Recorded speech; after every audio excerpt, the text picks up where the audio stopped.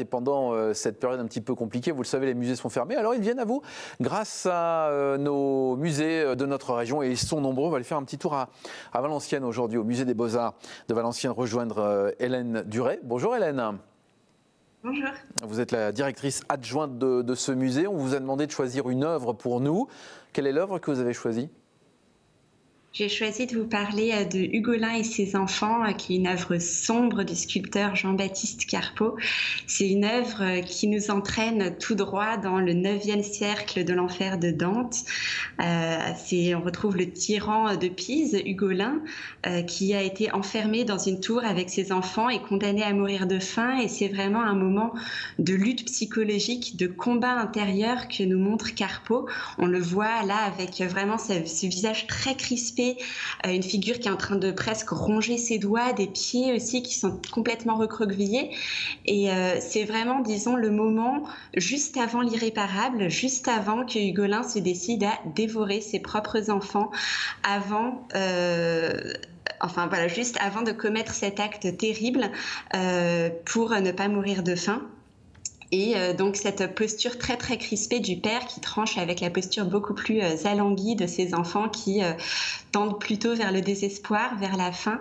Et donc c'est évidemment une œuvre très sombre, très intense et qui est vraiment un chef-d'œuvre de l'œuvre de Carpeaux. Alors effectivement, si on regarde un petit peu dans le détail, il y a justement tous ces détails qui sont très impressionnants. Oui.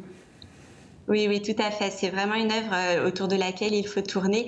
On voit aussi un travail sur les muscles qui est très intéressant, qui est inspiré aussi du séjour italien de Carpeaux. Il est allé piocher son inspiration chez Michel-Ange. Et c'est aussi une sculpture dans laquelle on retrouve un mouvement. C'est une œuvre qui est presque en mouvement, alors qu'évidemment c'est une sculpture statique, mais c'est un petit peu la marque de fabrique de Carpeaux qui a vraiment ce mouvement circulaire qu'on retrouve dans une grande partie de ses œuvres. Jean-Baptiste Carpeaux, c'est un artiste fétiche, ça, pour vous, pour votre musée ? Tout à fait, oui. Et c'est un peu la raison pour laquelle j'ai cédé à la facilité aujourd'hui.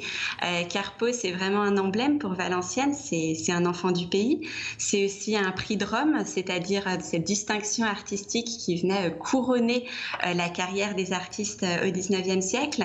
Et Hugolin, comme les autres sculptures de Carpeaux, on les retrouve aussi dans les rues de Valenciennes. Hugolin, en l'occurrence, accueille les visiteurs qui arrivent en train, puisqu'il y a une copie sur le parvis de la gare. Et évidemment, il y a aussi cette version qu'on retrouve au musée des Beaux-Arts au sein de ce qu'on appelle le salon Carpeaux, où on a une très belle collection d'œuvres de Carpeaux dont un certain nombre ont été données par l'artiste lui-même au musée au XIXe siècle, comme c'est le cas pour Hugolin. Alors vous l'avez dit, il y a beaucoup d'œuvres de Carpeaux chez vous. Pourquoi vous avez choisi celle-ci ?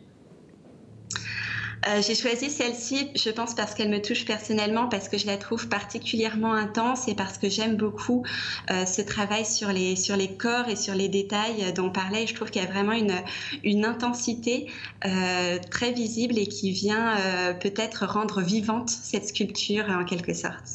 Merci beaucoup Hélène Duret, directrice adjointe du musée des Beaux-Arts de Valenciennes. Vous étiez en duplex pour OEO. Merci de nous avoir fait découvrir cette œuvre que l'on viendra évidemment découvrir en vrai. Pour le coup, on poussera les portes, on viendra chez vous quand c'est possible évidemment.